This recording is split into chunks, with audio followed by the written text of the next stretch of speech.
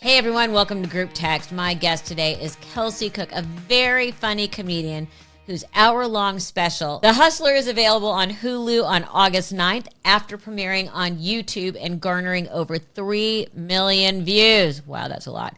Since it debuted, Kelsey is the host of the podcast Self-Helpless with comedians Taylor Tomlinson and Delaney Fisher, as well as Pretend Problems podcast alongside her real-life boyfriend, comedian Chad Daniels. Kelsey is currently on her 40 city Mark Your Territory comedy tour. You can visit kelseycook.com for tickets. And oh yeah, I forgot to mention she is this is so bizarre, world champion foosball player. Hey Kelsey, welcome to Group Text. I have so much I want to ask you.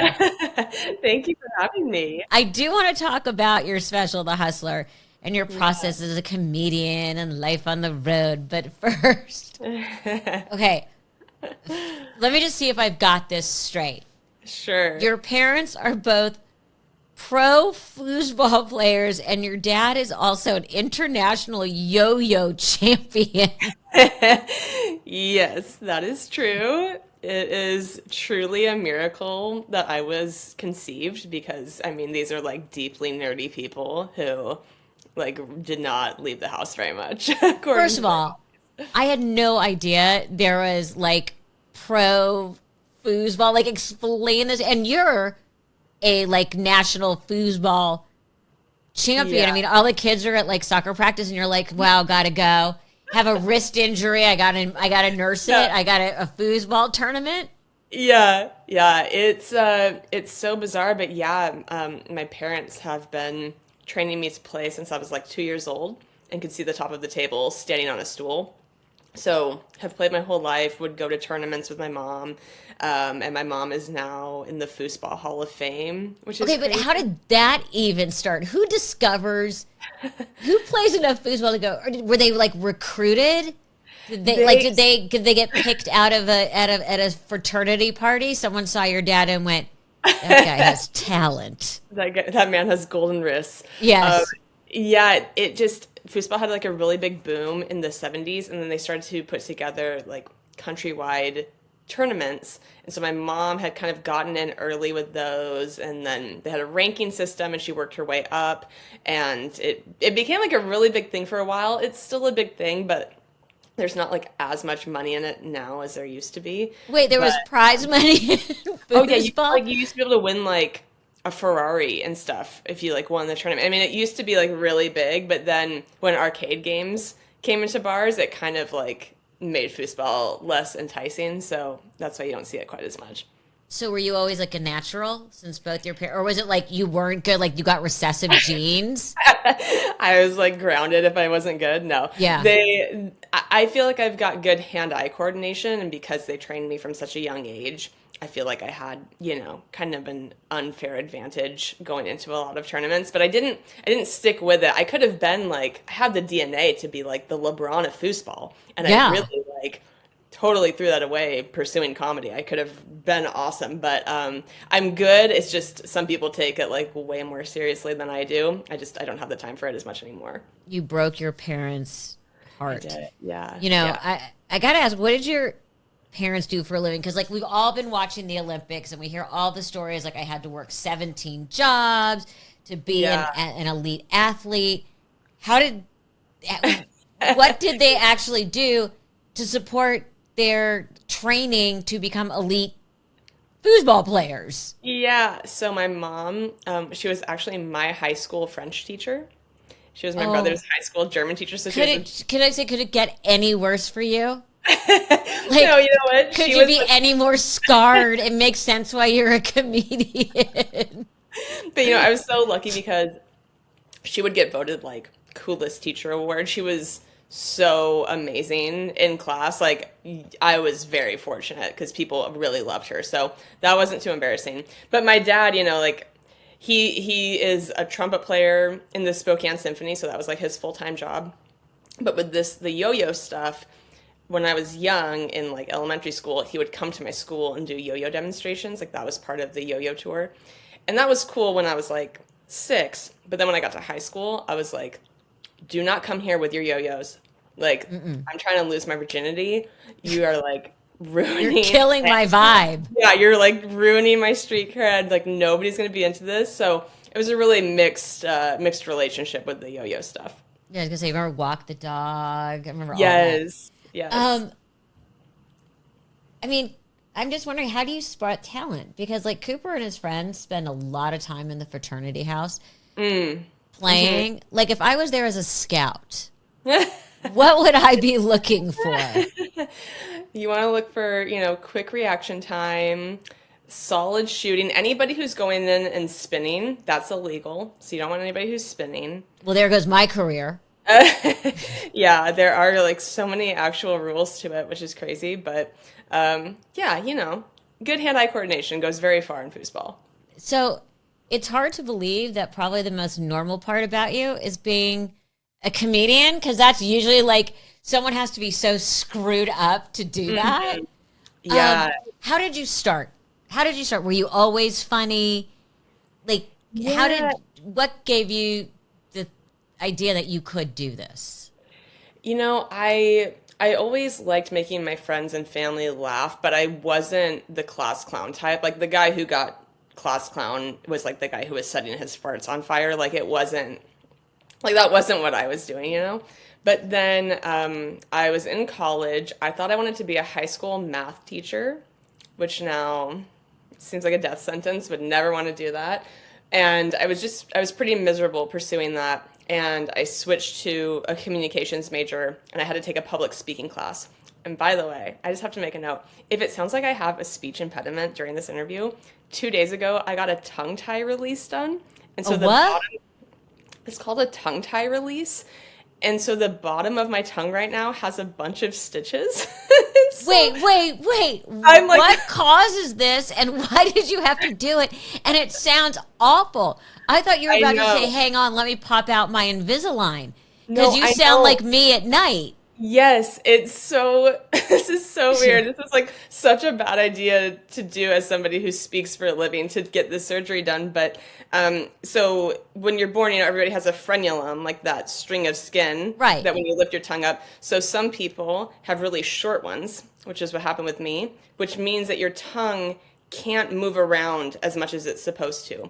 So what happens is the other muscles in your mouth and in your neck have to work overtime to just like speak and eat food and all of that. So that if people like clench their jaw at night or grind their teeth or have neck pain, a lot of the time that's why. So they do a surgery, which they recommended for me to do, which is they like remove that part of your tongue and then sew it back up. But they made it sound like it was going to be this quick, simple thing, and it has been like a pretty brutal recovery. So anyway, I'm like trying to relearn how to talk. Wait, so they make it longer? Well, they release it.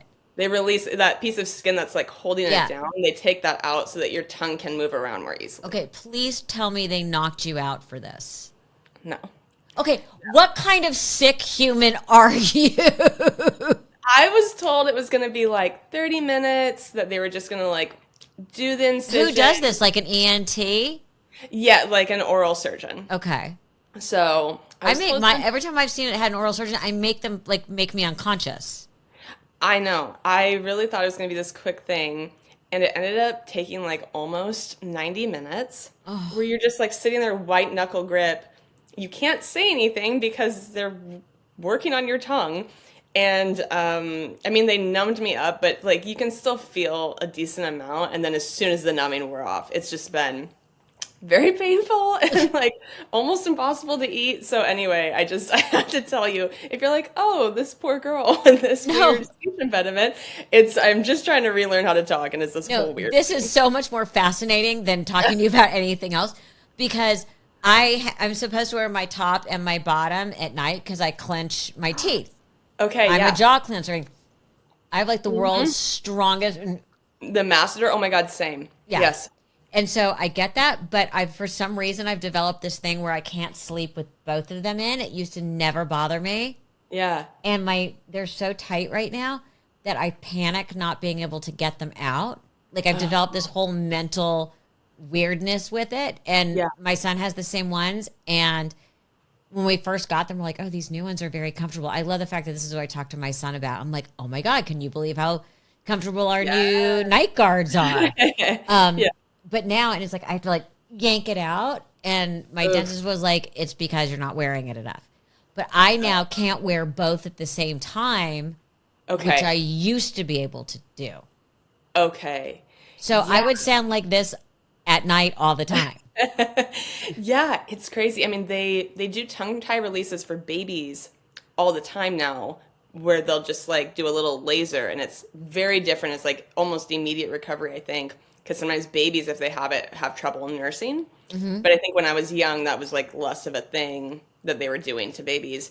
So now as an adult, having it done is like a way bigger, more invasive procedure. But you know, I booked this. I was like, I'll be fine. It's gonna be this quick little thing. And then, of course, today I'm like, oh, I still sound crazy. I sound. But did you have to weird. go on like liquids? I mean, Pretty much, yeah. I mean, you just don't even realize how much your tongue does when you're eating. It's like I got pho thinking like, oh, it'll be like soup, it'll be easy. And I looked like such a psycho. I was like cutting the noodles into like 1-inch strips and trying to like place it on my teeth because you can't, like, I couldn't move my tongue side to side. It was gonna like rip the stitches open. So anyway, you should be like to your boyfriend, honey, what I do for your pleasure.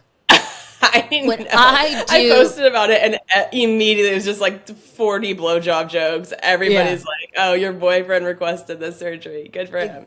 Yeah.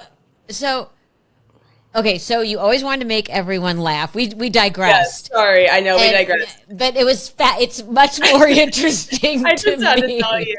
So I took a public speaking class, and I kept turning my assignments into comedy sketches, basically. And my professor pulled me aside one day and was like, "You kind of remind me of Kristen Wiig, and you're like enjoying this so much more than students typically do in this class. So you should maybe." There's like an open mic night at the cafeteria here. You should try and do something.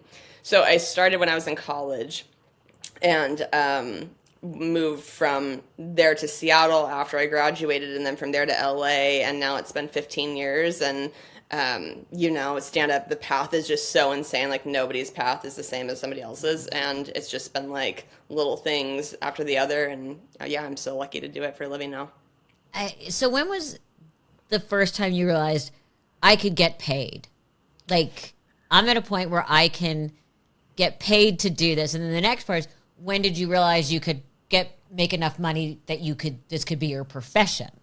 Yeah, when I was in Seattle, they started to offer, like paid host work, paid feature work. And I was like, okay. And then like you could kind of see the steps above that and like start to see people making it. But well, when you say paid host work, you mean like emceeing open mic night? Okay. Yeah, at the comedy clubs there. And so I was starting to make a little money doing that, started to do some like comedy competitions, was making some money from that. And then when I moved to LA, I ended up getting in touch with Jim Norton, and I knew that he had women open for him in the past. And so I asked if he would let me open for him for a weekend, and it ended up going well. And then the next week, his manager sent me like the rest of the dates of his tour for that year. And I was like at my receptionist desk at this job I hated, and I was like crying. I was so happy. So Jim Norton is actually he's like really my comedy fairy godmother in this weird way. He made it possible for me to start doing comedy full time when I opened for him on tour. And then I transitioned from that into headlining. So what was your plan B? Oh God, I don't think I had a plan B. And I don't know like if your mom felt that way or if other comics feel that way, but I felt like once I started doing it, it was like, this is going to be it. I just didn't know how long it was going to take. Mm-hmm. You know what I mean? But to me, I just didn't feel like there was anything else that was going to cut it for me. I think I would have felt too depressed. I don't know. My mother always said, you have to make it and to sustain and to live with all the rejection, you have to think that this is the only thing that you can do. Like the idea of not doing it is like death. Yeah, that's so interesting. I've never been asked what was the plan B. And so this is the first time I've actually thought about like, I didn't have one, because you're so right. Like the second you start to have a contingency plan, I think that's like such a dangerous slippery slope in comedy because it is so hard. So you said you were a receptionist. Mm-hmm. What was your weirdest job while you were climbing? God. I mean, that was like, I was a receptionist for a couple companies, and one of them, the boss was like a very Devil Wears Prada sort of situation where he like had outlawed like chocolate in the office, had like outlawed candy because he didn't want to be tempted. And like everybody at this job was so sad and depressed, and they like really clung on to their like mini Kit Kat bars every day. And he just was like, oh God, this man. And as soon as I found out that I was able to put my 2 weeks in, I was the person who was in charge of like making the kitchen orders for the staff kitchen. And so right before I left on the company card, I like put in so many orders of chocolate and candy and just like stocked the thing full. And that was kind of my like my Peace mic out. drop even there. Like, yeah, I got to get these people some more chocolate at least for a little bit. So the special's called The Hustler. Explain how you came up with the title. Yeah, so my first tour I did a few years ago, I called it the Hustler Tour because I was going out to bars after my shows and hustling people in the town who didn't know I was a professional foosball player. And You, Steve McQueen, Poole, Tom Cruise, Foosball. I see all the connections. I mean, we can even go back to Tatum O'Neal trying to hustle the guy playing air hockey. You know, yeah, there's a whole, okay, so yeah, so you were hustling people for drinks or for cash? for cash. Yes. I mean, you get 2 free drink tickets at the club. I was like, I'm good on the drinks, but I wanted to make some extra money. So, and I was joking on stage at the time talking about hustling people at Foosball. And so it just kind of it made sense for me to name the special that. And I can't really get away with doing that at bars anymore because I think too many people in wherever I'm performing, there's a chance that somebody's going to come from the show and like know what's going on. But it was very fun while it lasted. And when you were a touring comic doing that, and there's always a bunch of comics usually, would they just sit back and watch you take advantage of people? Yeah, it was pretty fun. And I mean, they would want to play too. And it's because it's just fun to like, if you have this silly game or sport that you don't know is played at this other level, I think it's just fun for people to be like, oh, I did not even know that like you could pass the ball in foosball or like have trick shots. So it's all been very fun. And, I wasn't taking much money from people, but like sometimes guys would get drunk, and if they were using Venmo, that was a pretty exciting time for me because then they would just be like, oh, what, like, let's do another game. And so as soon as Venmo's out, it's like, okay, we have kind of an unlimited fund until they decide that they've had enough. So it was pretty fun. And in your show, you talk a lot about sex and taboo topics. Do you ever think this is too personal? I can't go there. That's a good question. I don't know that I've come up against something yet where I'm like, oh, I don't know if I want to share that. Usually sometimes it just takes some time for me to decide how I want to talk about it. This isn't sex related, but my mom has dementia, and I didn't talk about it for quite a while because I didn't know how to approach it. And then I did, after some time, find a way to talk about it in a way that I felt like was respectful to her and honored her, but that as somebody who was, witnessing so much of the darkness of it could help me cope with it and bring some lightness to it. And so I talked about that in my most recent special that isn't out yet. But that experience has been so great because now I have people who come up to me after shows and say, oh my God, my parent has dementia or my grandparent has dementia. Thank you so much for talking about it and helping it not be something that people just like suffer silently with. Yeah, my mom talked about my father's suicide like that. Like at one point, it was the same reaction. But you find the funny in things, but sometimes it takes a minute, like you said. You talk about and you're getting divorced right before COVID. Yeah. That had to have been really hard. Yeah, I've heard... Or were you just so happy to get away that you didn't... No, we ended things with still like a lot of love and respect between us. And so it wasn't like that sort of a feeling, but I've heard both sides of that coin. I've heard people who, got out of a marriage or relationship right before COVID. And the hard parts of that, for me, what I felt like was the hard part of that was, it's not like we knew the world was going to shut down for months and months. And so there's that shock of like being with somebody for so long and then being alone, but not just like being alone, being like quarantined alone. It was like, I think I said at one point that it felt like I was on some like Guy Fieri show called like Extreme Divorce. It was just like, so I was like, God, like this is so intense. But then, there are stories of other couples who like did not get divorced or go through a breakup until much after quarantined. Right. And I think that was also a hard experience for certain couples that, were maybe on the cusp of not being together anymore. So, it's like, I think there's a saying that's like, there's never a good time to go through a breakup. No, right? There really, it depends. I always said a good breakup right before bathing suit season. Never terrible. Not a bad time. Yeah. Not the. I mean, if you can choose, it'll get that extra 5 pounds off you right before you have to be in a bathing suit. 100%. It really, it's like same with stomach flu. No good time to have it except right before. Or my preferable stomach flu is right after the holidays. Like January 3rd. Absolutely. Yeah. Just clean the slate. Exactly. You're doing your Mark My Territory tour, 40 cities. Mm-hmm. Do you enjoy being on the road?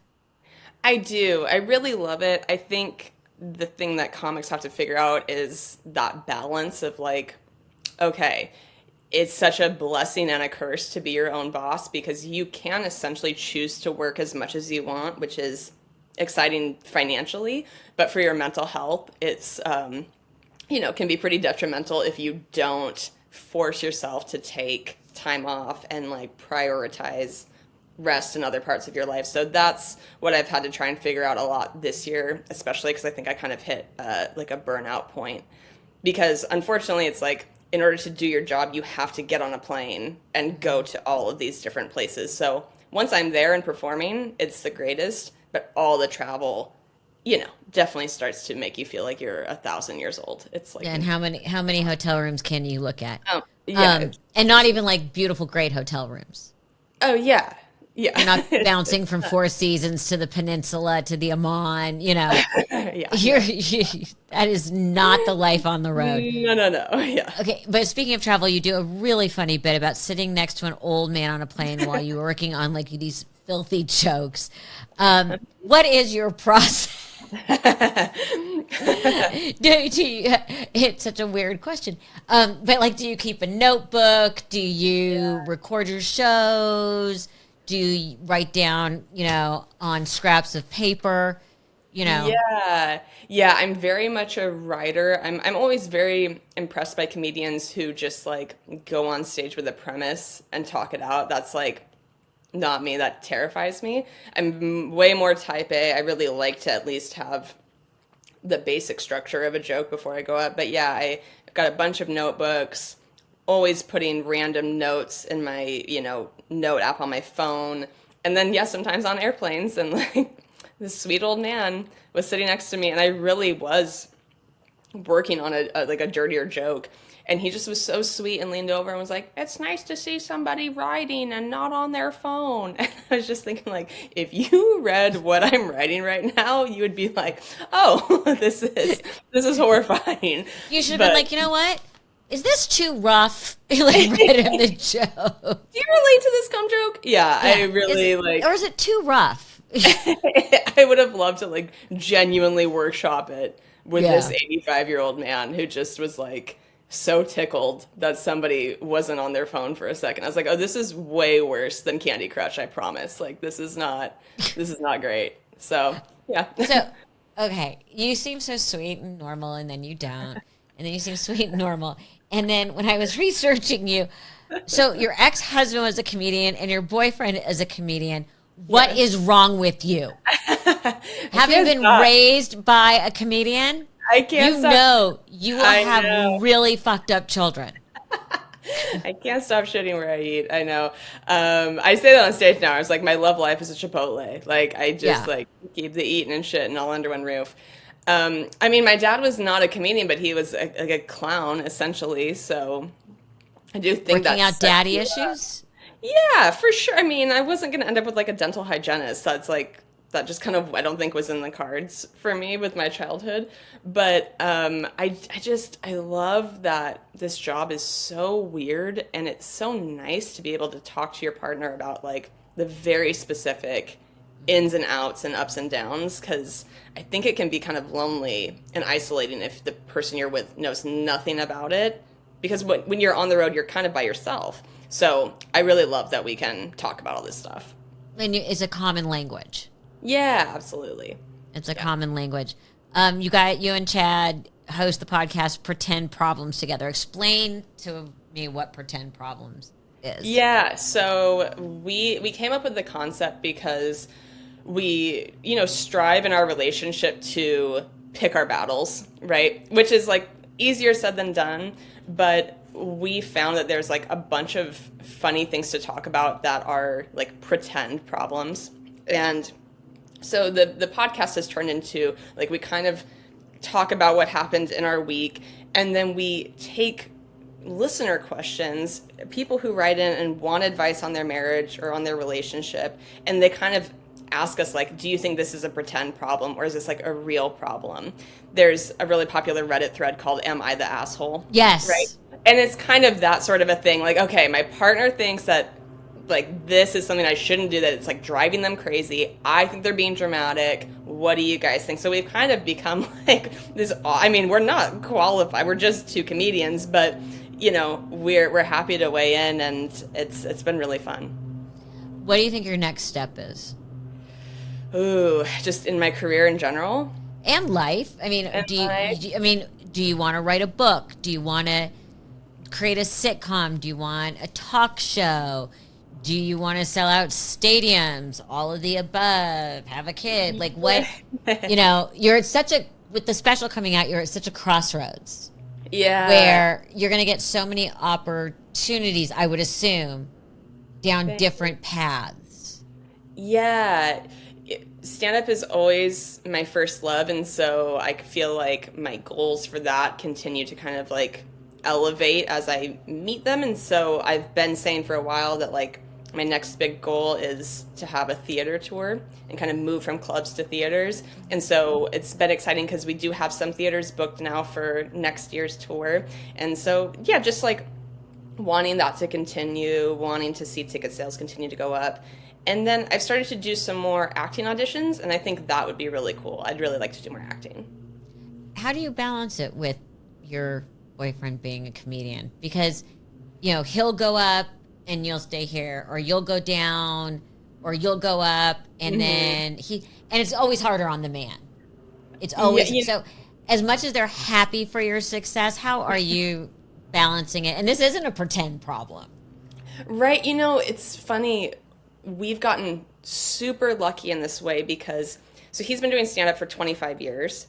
I've been doing it for 15. I really look up to him as a comedian, and he has established his own success for so long. His Netflix special actually just came out 2 weeks ago. It's called Empty Nester. His name's Chad Daniels. Everybody should go watch it. It's so good.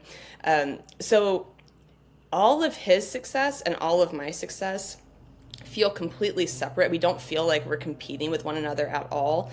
And it's so nice that like any of my success or his success feels like it just helps each other, especially now that we have a podcast together. Like it only, brings more people to the show.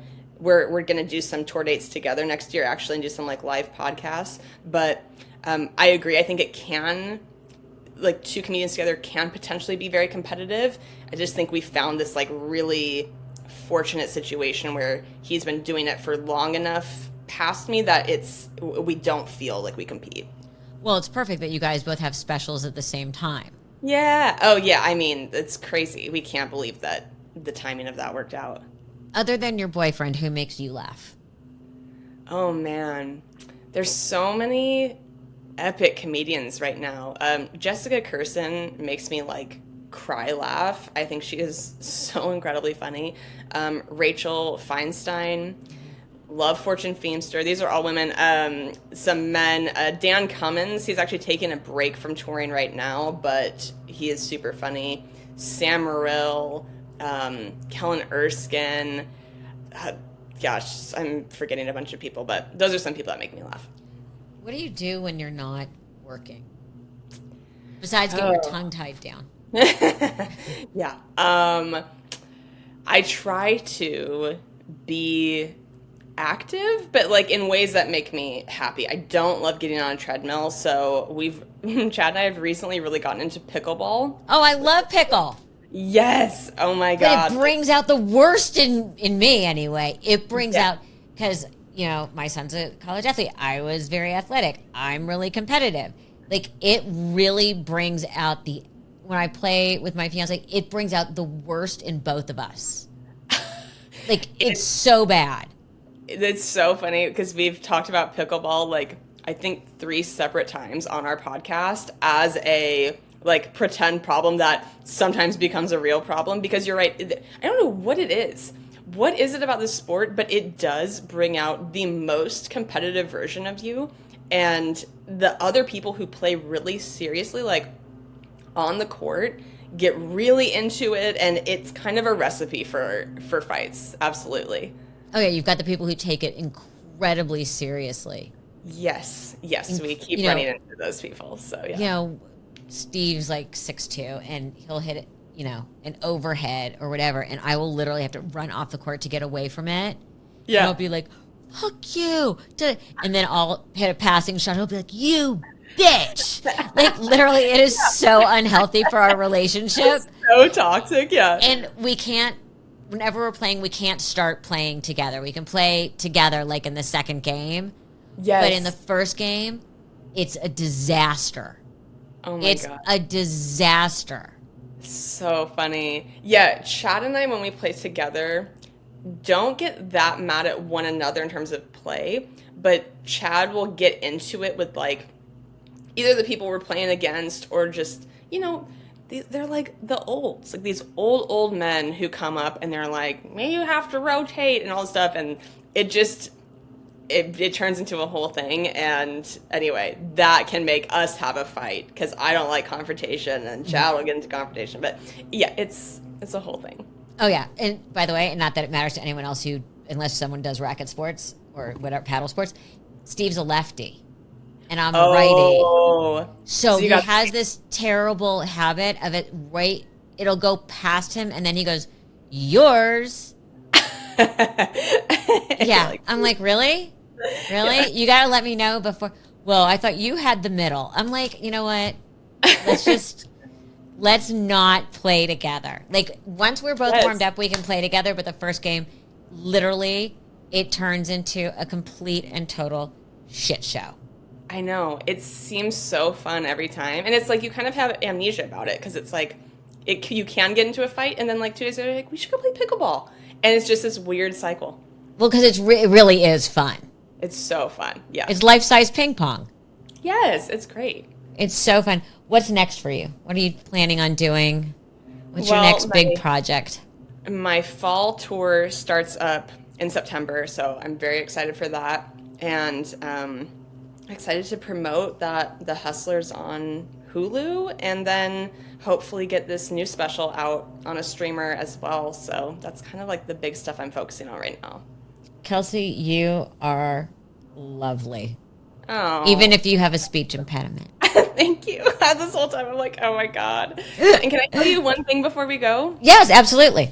There's a wonderful artist in San Francisco named Ben who, and you might already know this, but for Cobb's Comedy Club, he had created artwork for comedians who had passed away, like caricatures with a quote of theirs above them. And there's one of your mom, and the quote is, "The thing is, I'm happiest when I'm on stage." And I have that, and I have it framed, and I've had it in my, like, the apartments I've lived in and now my home for years and years, and it makes me so happy every time I see it. So anyway, I just wanted to share that with you, that your mom has brought me joy, even though I never got to meet her. But I love that quote so much. She always said there's nothing like being on stage and feeling the waves of love coming at you. Yes. So anyway, I love it. Kelsey, thank you so much.